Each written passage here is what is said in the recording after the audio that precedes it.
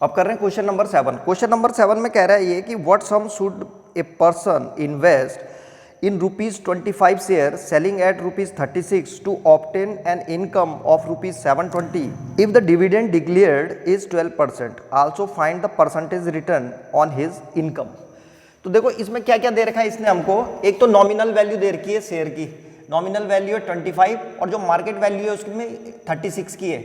वो कह रहा है 36 पे बिक रहा है वो, और जिसने इसको खरीदा उसकी जो टोटल इनकम है वो ₹720 दे रखी थी हमको, और जो डिविडेंड परसेंट है वो 12% दे रखा है कि जो डिविडेंड परसेंट है वो 12% है। तो हमें दो चीज़ें निकालनी है इसकी, एक तो इसने टोटल इन्वेस्टमेंट कितना करा और परसेंटेज रिटर्न बताना है इसको कि इसका परसेंटेज रिटर्न कितना है। तो सबसे पहले हम इसको क्वेश्चन को यहाँ से शुरू करते हैं। कहाँ से?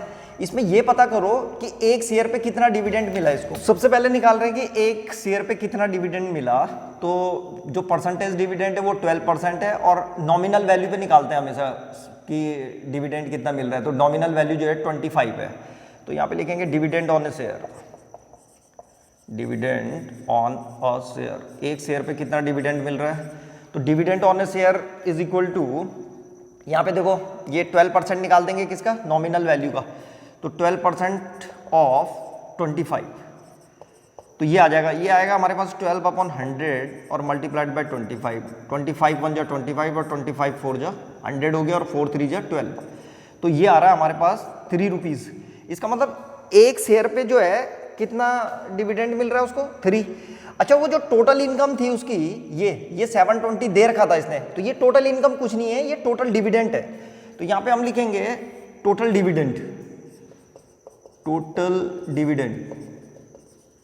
तो टोटल डिविडेंड दे रखा था उसने 720, ठीक है। और एक शेयर पे जो है उसको कितने का डिविडेंड मिल रहा है, 3 का। तो टोटल नंबर ऑफ शेयर आ जाएंगे इसमें। तो यहाँ पे लिखेंगे number of shares, number of shares. तो नंबर ऑफ शेयर्स कितने हो जाएंगे, टोटल कितना डिविडेंड मिला उसको 720, और एक शेयर पे कितना डिविडेंड मिल रहा था अपॉन 3। तो बस इसको डिवाइड करके निकल जाएगा। तो ये आ जाएगा इज इक्वल टू 3 2 जा 6, 3 4 जा 12 और 0 का 0। तो उसने नंबर ऑफ शेयर्स जो खरीदे वो 240 आ गए। अब जैसे ही हमारे पास नंबर ऑफ शेयर्स आएंगे तो हमारे को एक शेयर की जो मार्केट वैल्यू थी वो 36 रुपये की, 36 रुपीज़ थी। यानी कि एक शेयर की जो कीमत थी जब उसने खरीदा था वो 36 रुपीज़ का मिल रहा था। तो अब टोटल इन्वेस्टमेंट भी आ जाएगा। तो यहाँ पे लिखेंगे टोटल इन्वेस्टमेंट, जो उसने इन्वेस्टमेंट करी थी वो कितनी आएगी। Total investment is equal to number of share.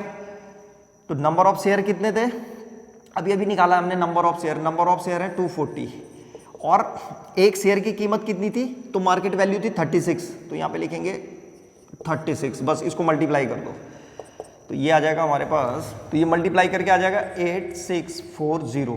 तो ये टोटल इन्वेस्टमेंट आ गया उसका, टोटल इन्वेस्टमेंट आ गया इसका। अब फिर से परसेंटेज रिटर्न निकालेंगे। तो यहाँ पे लिखेंगे अब नाउ द परसेंटेज रिटर्न। तो परसेंटेज रिटर्न कितना मिला उसको। तो देखो परसेंटेज रिटर्न हम दो तरीके से निकाल सकते हैं। पहला कि भाई टोटल इन्वेस्टमेंट प्रॉफिट कितना हुआ उसको, तो प्रॉफिट हुआ था उसको 720 का।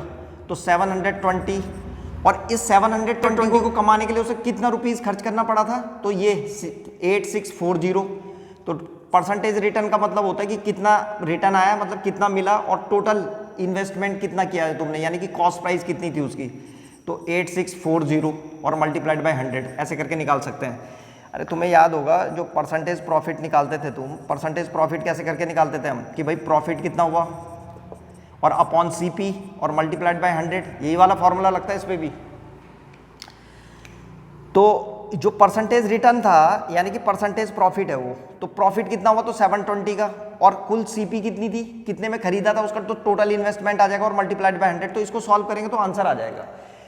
एक दूसरा तरीका भी है परसेंटेज रिटर्न निकालने का, जो इससे पहले क्वेश्चन में किया था हमने, जैसे उसी वैसे ही कर रहे हैं हम। इसमें थोड़ा कैलकुलेशन लंबी होती है, तो हम परसेंटेज रिटर्न निकालने के लिए हम क्या करेंगे, ऐसे मत निकालो इसको निकालो तुम कि एक शेयर पे, मैंने बता रखा है तुम्हें कि एक शेयर पे निकालो। चाहे ये जो इससे पहले हमने निकाला था, ये नंबर ऑफ शेयर कितने थे इसके लिए, तो जो नंबर ऑफ शेयर थे वो 240 शेयर्स के लिए निकाल दिया था हमने।